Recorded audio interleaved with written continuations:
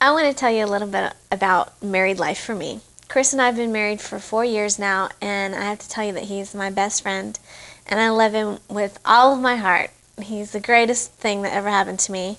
And I think probably one of the best things that Chris and I just kind of naturally did was every year we'd take a vacation together. Just the two of us, away from everything. And because I was traveling and still am traveling so often and away from home so often, it's really good for the two of us to get away from my job, from his job, and we've even gone out of the country most of the time and just taken a week or two where we really focus on each other and to kind of recommit our vows and our love for each other and know that Christ is first and then our marriage is second and then all else is third. And it's been great for us to do that. And so for anybody out there who is a newlywed or who, even if you've been married for years, I would strongly suggest that you take out some time every year to be with each other, just the two of you, where you're focusing on each other and talking about your goals and just really getting to know each other even more. And that's been great for us, and it makes me love him more and more every day.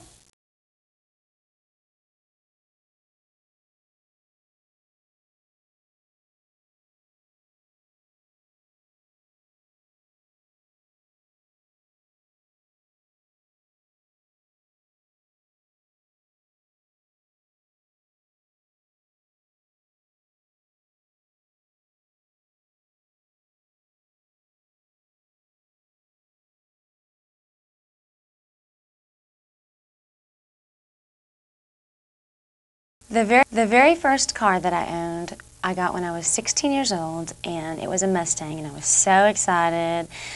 But my dad got it for me and didn't tell me that it was a standard transmission, and I didn't know how to drive a standard transmission. So I'd already had this car, so I had to learn.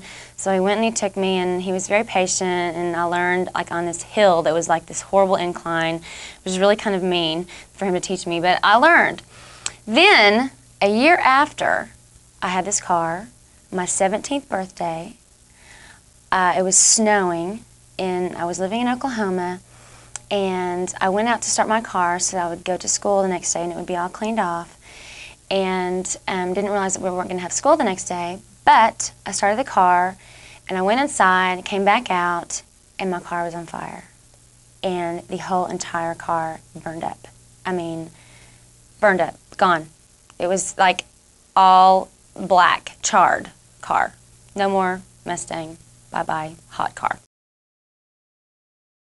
I remember my very first traffic ticket, and Terry remembers too because she was with me, and I was actually driving her car. We were coming home for Thanksgiving from a concert in Louisiana, and it was really, really late at night, and we were trying to get to Little Rock, and she was going home, and I was going to visit my mom and dad. And I think I was only going about 75 or so in a 55, and I got pulled over by Mr. Policeman, and I tried to tell him that, sir, you know, I'm 20-something years old and I never had a ticket before. Please don't give me a ticket. And he did anyway. So I think it was about 50 or 60 bucks, so it wasn't too bad. Traveling on the road for so many years, driving ourselves, you know, alphabetical order, and we had 2-hour shifts, and we didn't have a lot of bad things happen, but one day we were driving, I think it was in Arkansas, down this little 2-lane highway in middle of nowhere, and lo and behold, we had a flat tire. So we pulled into this little gas station, had a little service thing on the side, and asked this guy if he could fix his car, and let me tell you, in these days, we had like no money at all. So we were really worried that we had the money to pay for this flat tire. So we told the guy what we did, and he fixed the flat tire, and we told him, he asked if we'd sing him a song, and we said sure. So we sang an a cappella version of Great Is Thy Faithfulness, and he did not charge us for fixing our flat tire. He gave it to us for free because we sang our song for him. One of the funniest things, looking back, it wasn't really very funny then, that happened to us on the road. We were in a town which will remain nameless, but it was in Oklahoma, and we were doing what's called a Disciple Now, and I was put in charge of a big group of kids, and we were staying in someone's house. Well, these people happened to have just moved out of their house, and there wasn't really hardly any furniture in the house.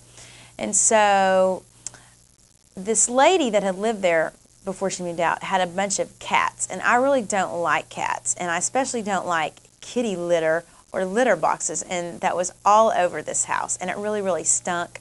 And so that night I was so grossed out because there was little cat poo-poos on the floor, and so I just didn't even want to lay down on the bed they had for me because it seemed really dirty and cat hair and stuff was on it.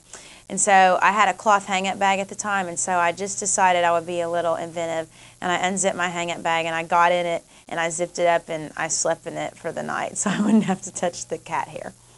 And it wasn't quite big enough, so my head was kind of poking out where the hangers come out.